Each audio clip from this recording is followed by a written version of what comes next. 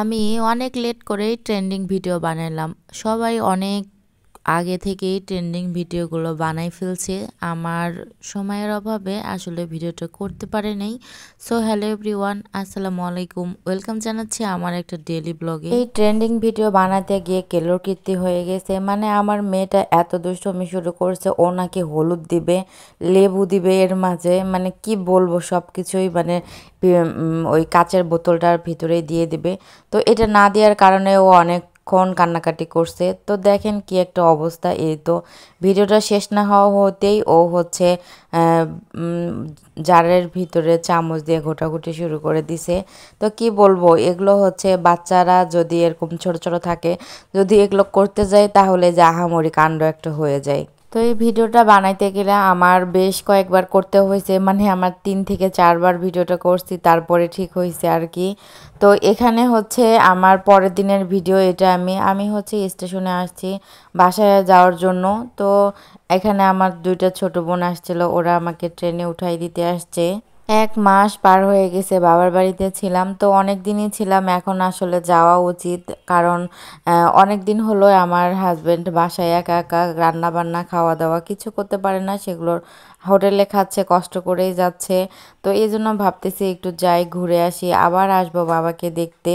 বাইরে বের হলে আমার মেয়েটার শুধু বায়না, এটা খাবে সেটা খাবে। তো ওর জন্য চিপস কিনছিলাম, আমাদের 4 জনের জন্য 4টা চিপস কিনছিলাম। তো ও হচ্ছে নাকি চকোবিনও খাবে, সেগুলোও কিনে দিছি। এগুলো যদিও আসলে বাচ্চাদের খাওয়া ঠিক না, তারপরও ও বায়না ধরে বাইরে গেলে কি করব বলেন, কিছুই করার নেই। তো এই হলো আমার অবস্থা।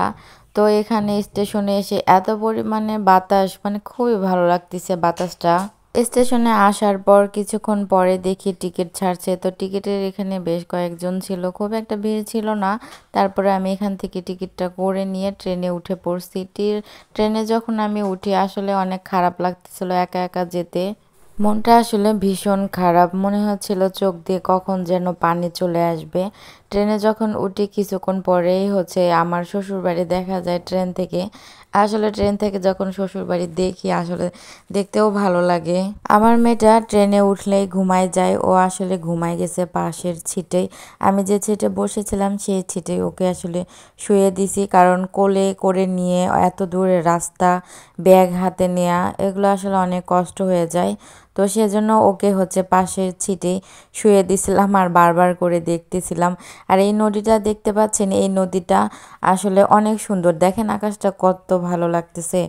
এই নদীর পার হইলেই আমার শ্বশুর বাড়ি দেখা যায়। মেয়েটা যদি জাগনা থাকতো ওকে দেখাইতাম, দেখো তোমার দাদুর বাড়ি কেমন। ওকে যদি আমি ট্রেনের থেকে ওর দাদুর বাসা দেখাই, বলে মা আমি দেখতে পাচ্ছি না। তো ছোট মানুষ তো কিভাবে অত দূর থেকে আন্দাজ করতে পারবে।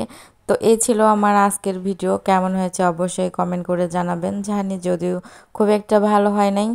তো সবাই ভালো থাকবেন, সুস্থ থাকবেন। দেখা হবে নেক্সট ব্লগে। আল্লাহ হাফেজ অ্যান্ড থ্যাংকস ফর ওয়াচিং।